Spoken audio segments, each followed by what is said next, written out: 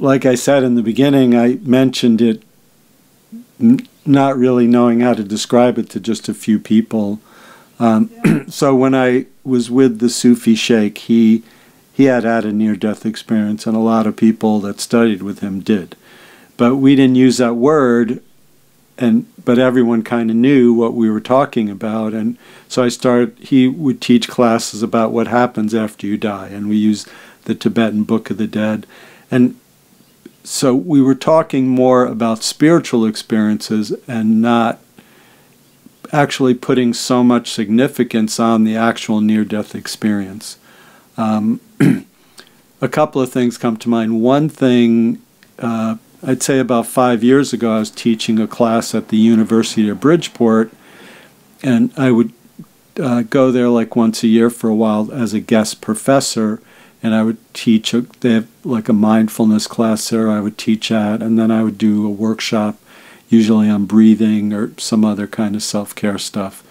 And after the woman who used to set that up for me, after the mindfulness class, she said she was going to be teaching this class about death and dying, or living and dying. I don't remember the name of it, but then I said, oh, I had a near-death experience. So I knew that word by then, but I didn't realize so many people were interested in it. And she said, oh, you got to come to my class and tell, share your story. And so I posted something on Facebook. I'm going to be teaching this class on death and dying and talk about my near-death experience. And so many people said, oh, I want to hear about it.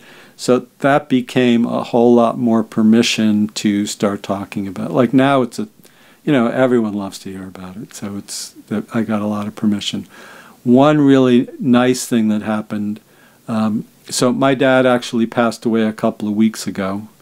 And so it's nice to be able to support him spiritually in that process for him, which was really nice. And he was 92. He had lived a good life. And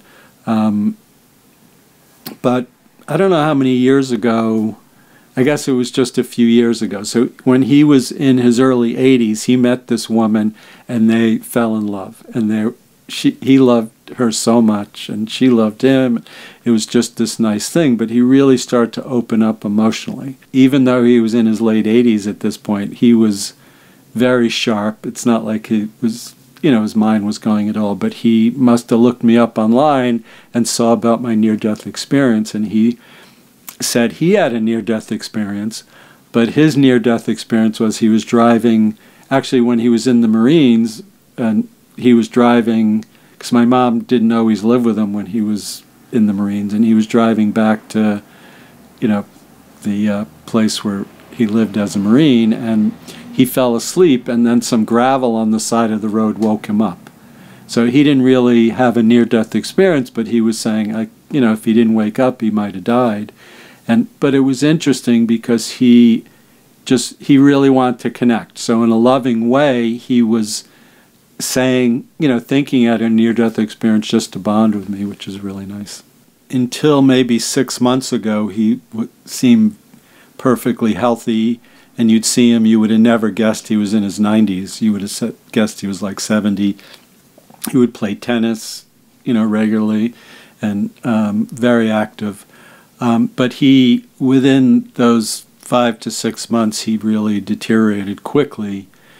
And for him, at the end, like the last definitely 2 months, or definitely 1 month, he was not a happy camper, and he was frustrated. He couldn't talk, he couldn't move as well. And so for him, he was way happier. But he was very happy in the spirit.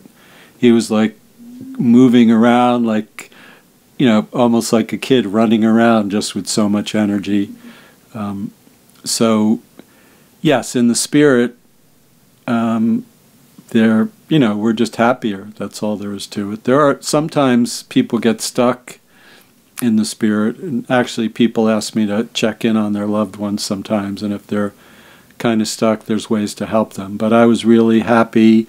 So near the end, I would sit there with my dad and just meditate for a long time, and tell him it's okay. And since he did open up the discussion about my near-death experience, I told him that I got a view into what it was like and that it would be okay. And, that my sense and knowing was that my mother, who had died years ago, was going to be there to meet him. And that part was really nice. And he wasn't a very spiritual person, even though he did really open up emotionally a lot more. But there was a couple of times he really just got it. And he couldn't talk, and he'd reach for my hand and bring my hand to his mouth and kiss it, just to express his loving and caring. It was really beautiful. I'm not afraid of after death, but I definitely am hoping, both my parents didn't really have to, suffer for very long before dying, so I'm hoping that happens for me. I'm not, the part after death is, it's like a party, to tell you the truth, so it's really good. With my dad, it was a little clearer because he was definitely suffering, but it was a little confusing that my dad wasn't around. It still is a little bit. And I'm 68, so it's kind of funny, but even when I think about things, there was something in reference to him that was there that's a little different on the physical level. But spiritually, it is a great thing. With my mom, I remember going from being so joyful that she was going to be connecting into, when people get close to passing away, they connect into the spirit a whole lot more. And I remember sitting in the limousine for her funeral, going from, oh, this is the greatest joy in the world, to crying that my mom wasn't around anymore. So there's, both those parts, our spiritual part and our physical part. But it was nice at my dad's funeral. I was remembering things from early ages, and I don't know, one thing I'll say, I went to a baseball game with him for the New York Yankees, and both Roger Maris and Mickey Mantle hit 2 home runs, and that was one of my memories. It's such a great game to have been at, and it is. In life, even away from death, it's good to acknowledge the good things that happen. In your day-to-day life, it's easy to get caught up in the struggles of paying the bills, dealing with family drama, and whatever that is. But to acknowledge those little things with family, to acknowledge those triumphs at work, to acknowledge, the accomplishments, and make sure you make a mental note of that. It is part of the spiritual journey to keep choosing into those gifts from God, and inside of you and outside of you. So it definitely applies to passing, but it applies to life all the time.